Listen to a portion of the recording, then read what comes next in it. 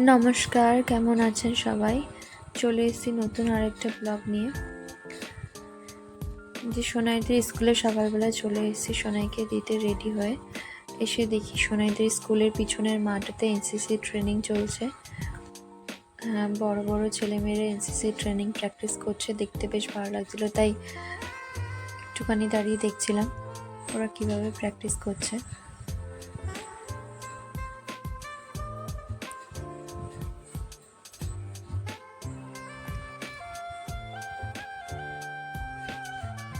দেখতে বেশ ভালো লাগছিল, মনে হচ্ছে নিজেদের কলেজ জীবনের কথা মনে পড়ছিল। আমাদের কলেজে এনসিসি ট্রেনিং হতো, আমি অবশ্য কোনোদিনও পার্টিসিপেট করিনি। এই যে সোনাইদের স্কুলের পিছনটা,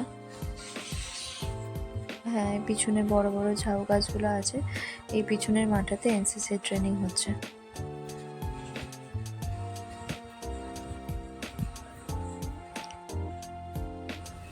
এই যে গেটের বাইরে আমরা দাঁড়িয়ে আছি ওদের স্কুল ছুটির অপেক্ষায়। স্কুল ছুটি হয়ে গেলে ওকে নিয়ে আমি গাড়িতে করে বাড়ি চলে যাব। এই যে সোনাইদের স্কুল, বাইরে এই যে বেলুন বিক্রি হচ্ছে 15 আগস্ট সামনে বাইরে, তাই এই যে পতাকার বেলুনগুলো বিক্রি হচ্ছে। আর বাড়িতে এসে ওকে স্নান করে দিয়েছি, ও একটু হারমোনিয়াম নিয়ে প্র্যাকটিস করছে, যা পাচ্ছে। আমার তো দেখার টাইম হচ্ছে না, রান্না বসিয়েছি ওদিকে। ও যা পাচ্ছে ওর মতো প্র্যাকটিস করছে, পরে আমি ভালোভাবে ওকে নিয়ে বসবো বিকেলবেলা।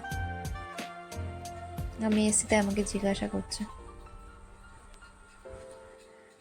রান্না বসিয়ে দিয়েছি স্নান সেরে, আর ছোলা দিয়ে মুড়ি, চানাচুর, ঝুড়ি ভাজা, কাঁচা লঙ্কা দিয়ে একটু মুড়ি খেয়ে নিচ্ছি। খিদে পাচ্ছিল, আজকে সকালে স্কুলে গিয়ে সেরকমভাবে কিছু খাওয়া হয়নি, চা আর বিস্কুট খেয়েছিলাম। মুড়ি খেতে খেতে রান্নাটা করে নিচ্ছি। সকালবেলা আমার শাশুড়ি মা ডাল, আলু ভাজা, ভাত করে রেখেছিল, আমি শুধু একটা ডিমের ঝোল করে নেব।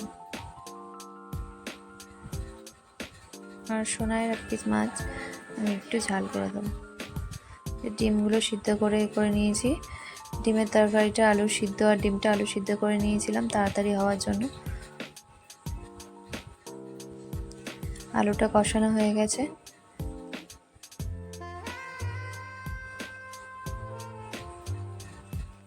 মশলা ধোয়া জলটা আমি কড়াইয়ের মধ্যে দিয়ে দিলাম, দিয়ে একটু ফুটে উঠলে, সিদ্ধ যখন তাড়াতাড়ি হয়ে যাবে, ডিমটা দিয়ে একটু গরম মশলা দিয়ে, ভাজা মশলা দিয়ে নামিয়ে নেব।